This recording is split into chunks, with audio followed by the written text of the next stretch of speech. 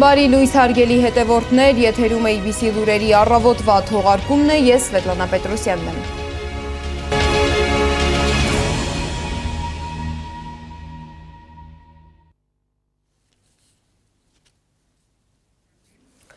Ֆրանսիա կատարած աշխատանքային այցի շրջանակում Նիկոլ Փաշինյանը Փարիզում հանդիպել է Ֆրանսիայի նախագահ Էմանուել Մակրոնի հետ։ Կողմերը կարևորել են տարածաշրջանում խաղաղության և կայունության ամրապնդմանն ուղղված հետևողական ջանքերի շարունակականությունը։ Հանդիպման ընթացքում քննարկվել են նաև Հայաստան-Ֆրանսիա երկկողմ հարաբերությունների օրակարգային հարցերը, քաղաքական երկխոսության խորացումից մինչև տնտեսական և ենթակառուցվածքային համատեղ ծրագրեր։ Փարիզում Փաշինյանը հանդիպել է նաև ատոմային էներգիայի միջազգային գործակալության գլխավոր տնօրեն Ռաֆայել Գրոսիի հետ։ Քննարկման առանցքում եղել են Հայաստանի էներգետիկ ծրագրերը և հատկապես փոքր մոդուլային ռեակտորների տեխնոլոգիաների կիրառման հնարավորությունը։ Ի դեպ նույն թեմային Նիկոլ Փաշինյանը անդրադարձել է նաև միջուկային էներգիայի գագաթնաժողովում իր ելույթի ժամանակ։ Ինչպես գիտենք, Փաշինյանը հենց այդ գագաթնաժողովին մասնակցելու նպատակով է մեկնել Փարիզ։ Իր խոսքում նա նշել է, որ Հայաստանը որոշել է կիրառել փոքր մոդուլային ռեակտորների տեխնոլոգիաներ։ Հայաստանը որոշում է կայացրել փոքր մոդուլային ռեակտորի տեխնոլոգիաների կիրառման վերաբերյալ։ Ներկայումս մենք ուշադիր ուսումնասիրում ենք տեխնոլոգիաները և գնահատում միջազգային գործընկերների առաջարկները։ Ընտրության գործընթացն առաջնորդվում է հուսալիության, երկարաժամկետ կայունության հաշվառմամբ և միջուկային անվտանգության, պաշտպանվածության և չտարածման բարձրագույն չափանիշների մեր նվիրվածությամբ։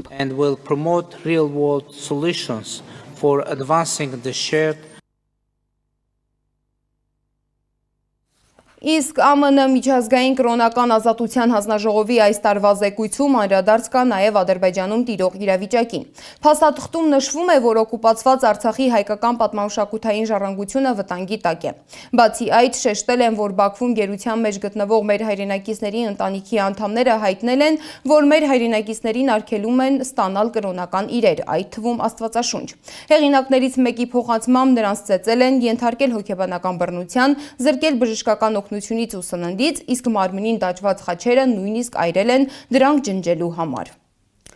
Սակայն սա Բաքվի հանցագործությունների միայն մի մասն է։ Միասնության թևեր քաղաքական նախաձեռնության անդամները բողոքի ակցիա են անցկացրել Հայաստանի պաշտպանության նախարարության շենքի դիմաց։ Նրանք պահանջում են, որ գերատեսչությունը պատասխանատվություն ստանձնի 2025 թվականին Ադրբեջանի կողմից Հայաստանի ինքնիշխանության դեմ իրականացված գործողությունների համար։ Ակցիայի մանրամասները ռեպորտաժում։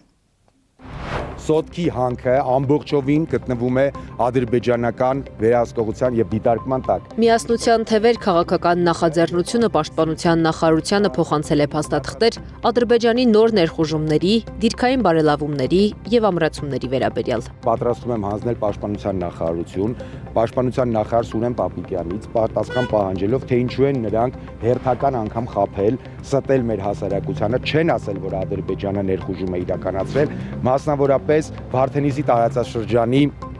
հատվածում տեղի ունեցել դիրքային առաջխաղացումներ, ամրացրել են նրանք իրենց դիրքերը։ Մարտի 4-ին նախաձեռնության ղեկավար Արման Թաթոյանը հրատապ ասուլիս էր հրավիրել ներկայացնելու իրենց հավաքած տվյալները։ Տեղի ունեցել նոր ներխուժումներ և Հայաստանի իշխանությունները թաքցրել են դա մեր հանրությունից։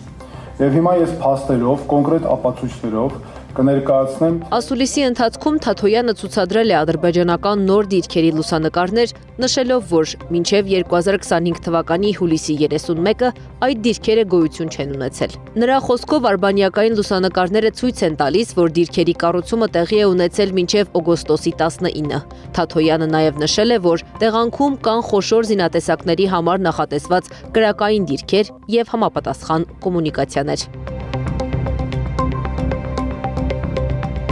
Թեմային ազգային ժողովում անդրադարձել է պաշտպանության նախարար Սուրեն Պապիկյանը, ասելով, որ ներկայացված տեղեկությունները իրականությանը չեն համապատասխանում։ Հարայ հերոսը զուտ նրա համար են, որպեսզի ես արձագանքեմ ու իրենց զրուցակից դառնամ, ես շատ կարճ կպատասխանեմ։ Ձեր նշած անձնավորությունը ստտում է։ Նման բան չկա, սիրելի հայրենակիցներ։ Նախաձեռնության անդամ Նարեկ Պապոյանը սակայն վստահ է, իրենց ներկայացրած տվյալները հնարավոր չէ փաստերով հերքել։ Մենք ունենք փաստեր, մենք ունենք արբանյակային լուսանկարներ, մենք ունենք կոորդինատներ, մենք բոլոր փաստերը ունենք։ Եթե դուք կարող եք ոչ թե մերկապարանոց հայտարարություններ արեք, այլ հստակ փաստերով հերքեք։ Եթե չեք հերքում, պատասխան տվեք մեր հանրությանը, մեր հասարակությանը ինչու եք խաբել։ Ադրբեջանը նորից ներխուժել է Հայաստան, նորից անվտանգային խնդիրները առաջացրել Ջերմուկի տարածաշրջանում եւ Վարդենիսի տարածաշրջանում։ Նախաձեռնության անդամ Վարդան Փաշոյանն էլ ասում է, ներկայացվածը միայն արբանյակային լուսանկարների վերլուծություն չէ, այլ փաստահեն ուսումնասիրություն, որը ըստ նրա գերատեսչությունը փորձում է անտեսել։ Նա ընդգծում է, իրենք ոչ միայն խնդիր են բարձրաձայնում, այլ նաև առաջարկում լուծումներ։ Առաջին քայլը, որ պիտի արվի, դա բանակցային սեղան վերադարձնելն է Հայաստանի Հանրապետության ինքնիշխան տարածքների դեօկուպացիայի հարցը, որը որ մեզ համար կապահովի նախևառաջ բանակցային շատ մեծ խորք եւ կանգ կառն այս զիջումները, որ տեղի են ունենում կառավարության կողմից։ Նախաձեռնության 3 անդամները փաստաթղթերը հանձնեցին գերատեսչությանը։ Սպասեք շենքի վրա մի պայք։ Ժամանակը սերմոց Վատիկանի։ Եկեք ես կողմ Դեռ օրեր առաջ քաղաքացիական պայմանագիր խմբակցության падգամավոր Ալխազ Ղազարյանն անդրադառնալով առաջ քաշած տեղեկություններին պնդեց, որևէ տեղեկություն հասարակությունից չի թաքցրել իշխող ուժը։ Ուրեր Թաթոյանը, որ մենք այնտեղ էինք ապրում, այդ որ վախվանից է եղել ինքը հայրենիքի մասին մտածող, Գեղարքունիքի մարզի բնակիչ, Գեղարքունիքի մարզի բնակչի հոգսով ապրող, խնդրում եմ էլի, ասեք թող կպնի իր գործերին կարճ։ Միասնության թևերը փաստեր է ներկայացնում, նախարարն ազգային ժողովի ամբիոնից հերքում։ Ինչ արձագանք կտա գերատեսչությունը դիմումին եւ ինչ ժամկետներով։ Փորձեցինք պատասխան ստանալ նախարարի մամուլի քարտուղարից։ Զանգերը անպատասխան մնացին։ Անիա Բաղյան, Մհեր Դավթյան, Աշոտ Բարբարյան, ABC Media։ Ավելի ուշ Հայաստանի պաշտպանության նախարարությունը տեսանյութ է հրապարակել եւ հերքել ադրբեջանական դիրքերի առաջխաղացման լուրը։ Ով է ճիշտ, ով սխալ, թեմային կանդրադառնանք մեր գլխավոր թողարկման ընթացքում։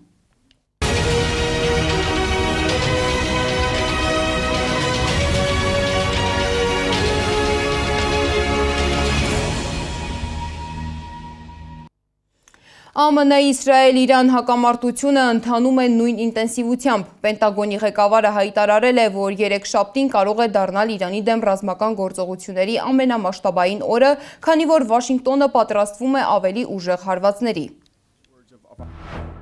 Մեր նպատակները շատ հստակ են եւ մենք հասնում ենք դրանց իրագործմանը։ Առաջին հերթին մենք ոչնչացնում ենք Իրանի հրթիռային զորանոցը եւ այն հարթակները, որտեղ արձակվում են այդ հրթիռները։ Երկրորդ, ոչնչացնում ենք նրանց ռազմածովային ուժերը։ Երրորդ, բացառում ենք Իրանի հնարավորությունը միջուկային զենք ստեղծելու համար։ Մենք հաղթում ենք։ Սպիտակ տունը չի բացառում նաև Իրանում ցամաքային գործողության հնարավորությունը։ Սպիտակ տան մամուլի խոսնակ Քերոլայն Լևիթի խոսքով ռազմական գործողությունները կավարտվեն այն ժամանակ, երբ ԱՄՆ նախագահը որոշի, որ իր նպատակներին հասել է եւ Իրանը փաստացի պարտվել է։ Պատերազմի ֆոնին աճել են նաև էներգակիրների գները, սակայն Սպիտակ տունը վստահեցնում է, որ գնաճը ժամանակավոր երևույթ է եւ ռազմական գործողությունների ավարտից հետո հնարավոր է նավթի եւ գազի գների նվազում։ Այս մասին երեկ էլ հայտարարել էր ԱՄՆ նախագահ Դոնալդ Թրամփը Ռուսաստանի նախագահի հետ հեռախոսով զրուցելուց հետո։ Թրամփը մասնավորապես նշել է, որ նավթի գնի նվազեցման նպատակով կարող են վերանայվել Ռուսաստանի դեմ սահմանված բոլոր պատժամիջոցները։ Ինչու է Վաշինգտոնը վերանայում իր հաշվարկները, մանրամասները ռեպորտաժում։ Նավթի գնի շուրջ աշխարհաքաղաքական խաղը նոր փուլ է մտնում։ ԱՄՆ նախագահ Դոնալդ Թրամփը հայտարարել է, որ նավթի գնի նվազեցման նպատակով Վաշինգտոնը կարող է չեղյալ հայտարարել որոշ պատժամիջոցներ։ Հայտարարությունը հնչել է Ռուսաստանի նախագահ Վլադիմիր Պուտինի հետ հեռախոսով զրուցելուց հետո։ Ավելին, Թրամփը չի բացառել, որ այդ սահմանափակումները հետագայում նույնիսկ կարող են չվերականգնվել։ Ով գիտի, գուցե կարիք չլինի դրանք նորից սահմանել։ Տնտեսագետ Սուրեն Պարսյանի խոսքով 2022 թվականից սկսած արևմտյան երկրները Ռուսաստանի նավթագազային ոլորտի նկատմամբ մի շարք պատժամիջոցներ են կիրառել, որոնք զգալի ազդեցություն են ունեցել արտահանման ծավալների վրա։ Վերջին սահմանափակումները նույնիսկ ավելի խիստ են եղել։ Եվրոպան ընդհանրապես հրաժարվել ռուսական նավթից, ինչպես նաև ասիական երկրները պետք է զգալի կրճատեին գնումները Ռուսաստանից, կամ նաև ռուսական նավթի համար նախատեսվում էր այսպես վերին առաստաղ $60 շրջանակում, այսինքն իրավունք ունեի $60 ավել վճարել ռուսական նավթի համար մեկ բարելի հաշվով։ Տնտեսագետը նաև ընդգծել է, որ համաշխարհային շուկայում տատանումների, Իրանի շուրջ լարվածության եւ Հորմուզի նեղուցի փակ լինելու պատճառով Ռուսաստանը շարունակում է մնալ նավթագազային ոլորտի կարևոր խաղացող։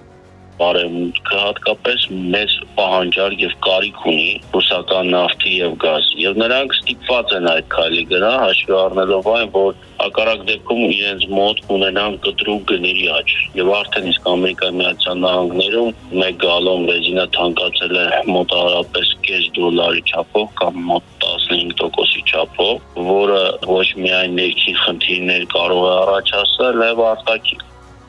Պարսյանը նշում է, որ այս իրավիճակում Ռուսաստանը շահում է, իսկ նոյեմբերին սպասվող ընտրությունների ֆոնին Ամերիկայի նախագահը փորձում է իջեցնել նավթի եւ գազի գները, որպեսզի մեղմի հասարակության դժգոհությունը եւ ընտրությունում ուժեղ դիրքեր ունենա։ Քաղաքական վերլուծաբան Հակոբ Բադալյանն էլ ընդգծում է, որ պատժամիջոցների թուլացումը անհրաժեշտ է նաև էներգետիկ շուկայում խոշոր ճգնաժամից խուսափելու համար, քանի որ Մերձավոր Արևելքում այս պահին արդյունաբերությունը գրեթե կանգնած է, իսկ լիարժեք վերականգնումը կարող է տևել շաբաթներ կամ նույնիսկ ամիսներ։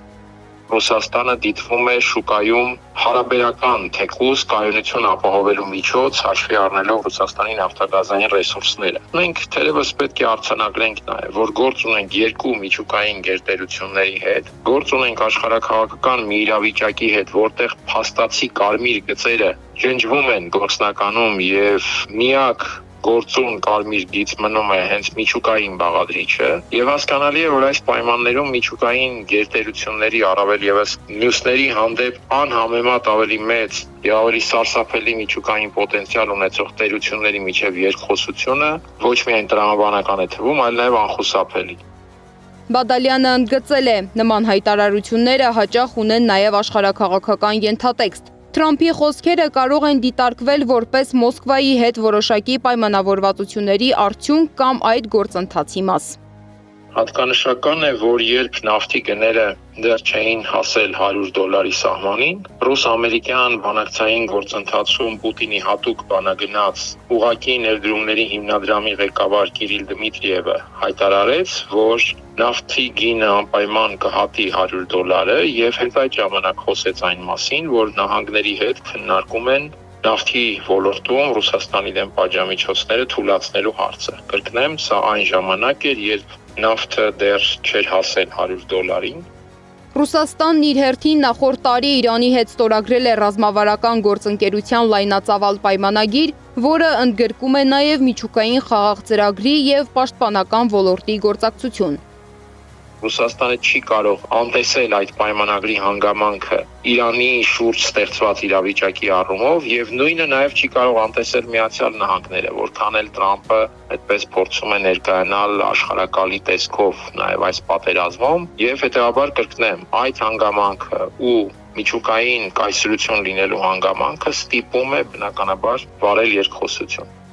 Բադալյանը հիշեցնում է, որ Թրամփի պաշտոնավարման ընթացքում Ռուսաստան-ԱՄՆ երկխոսությունը շարունակվել է տարբեր փուլերով։ Օրինակ, Ալյասկայում կայացած հանդիպումները ցույց տվեցին, որ որոշ դեպքերում Միացյալ Նահանգները պատրաստ է քննարկել Ռուսաստանի նկատմամբ սահմանված որոշ պատժամիջոցների վերանայումը։ Այս հանգամանքի օգտին է խոսում այն, որ Ռուսաստանի նախագահի հատուկ բանագնացը հենց տնտեսական ոլորտի ներկայացուցիչ է։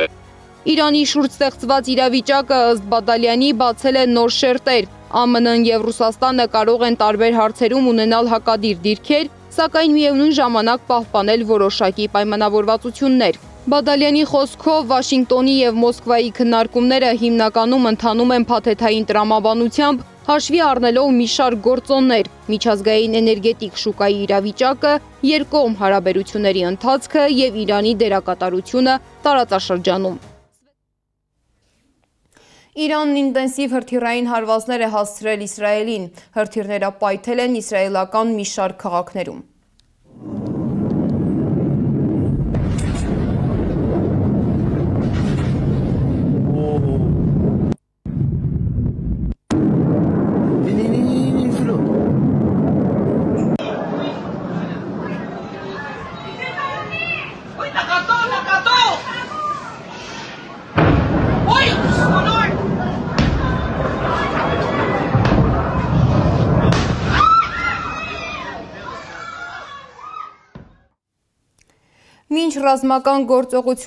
Մինչ ռազմական գործողությունները շարունակվում են, Իրանը ՄԱԿ-ից ակնկալում է ավելի վճռական արձագանք Ամերիկայի Միացյալ Նահանգների և Իսրայելի գործողություններին։ Իրանի արտգործնախարար Աբբաս Արաղչին Անտոնիո Գուտերեշի հետ հեռախոսով զրուցելիս նշել է, որ հարվածների հետևանքով վնասվել են քաղաքացիական օբյեկտներ, դպրոցներ, հիվանդանոցներ և բնակելի շենքեր։ Լռությունը կամ թույլ արձագանքը կարող է հանգեցնել տարածաշրջանում հետագա ապակայունացման և լարվածության սաստկացման։ Ամերիկա-իսրայելական հարձակումների ընթացքում ոչնչացվել են քաղաքացիական օբյեկտներ, դպրոցներ, հիվանդանոցներ, բնակելի տարածքներ, նաև պատմական շենքեր և հուշարձաններ։ Մենք դա գնահատում ենք որպես միջազգային իրավունքի և միջազգային մարդասիրական իրավունքի հիմնարար սկզբունքների խախտում։ Հաշվի առնելով մարդասիրական հետևանքներն ու մասշտաբային վնասները, կոչ ենք անում միջազգային հանրությանը և պատասխանատու կառույցներին վճռականորեն և միանշանակ դատապարտել տեղի ունեցածը։ Արաղչին խոսել է նաև ռուս պաշտոնակցի հետ։ Զրույցի ընթացքում Լավրովը հայտնել է, որ Ռուսաստանը պատրաստ է աջակցել իրավիճակի քաղաքական դիվանագիտական կարգավորմանը։ Իսրայելը հարվածել է նաև Լիբանանի տարածքին։ Լիբանանի կառավարության տվյալներով մարտի 2-ից սկսած հարվածների հետևանքով զոհվել է առնվազն 570 մարդ, վիրավորվել ավելի քան 1400-ը։ Լիբանանը մարդասիրական աղետի եզրին է։ Մարդիկ քնում են փողոցներում, ապրում մեքենաների մեջ, իսկ հյուրանոցներն ու ապաստարաններն արդեն լեփլեցուն են։ Թեև Իսրայելի պաշտպանության բանակը հայտարարում է, որ հարվածներ է հասցնում Հեզբոլահի ենթակառուցվածքներին, սակայն իմ տեսածը այլ պատկեր է ցույց տալիս։ Զոհերի մեծ մասը խաղաղ բնակիչներ են, իսկ հարվածների թիրախ հաճախ դառնում են քաղաքացիական շենքերը։ Եվ վերջում եղանակի մասին։ Սպասվում է առանց տեղումների եղանակ։ Ջերմաստիճանը ցերեկը կլինի 6-ից 8 աստիճան տաքություն, իսկ երեկոյան 2-ից 4 աստիճան ցուրտ։ Այժմի համար նախատեսել էինք այսքանը, շարունակեք հետևել մեզ YouTube-ում, Facebook-ում, Telegram-ում, WhatsApp-ում, Instagram-ում ու TikTok-ում կամ այցելեք մեր պաշտոնական կայք 3w.abcmedia.am։ Լուրերի հաջորդ թողարկումը ժամը 12-ին է։ Կհանդիպենք։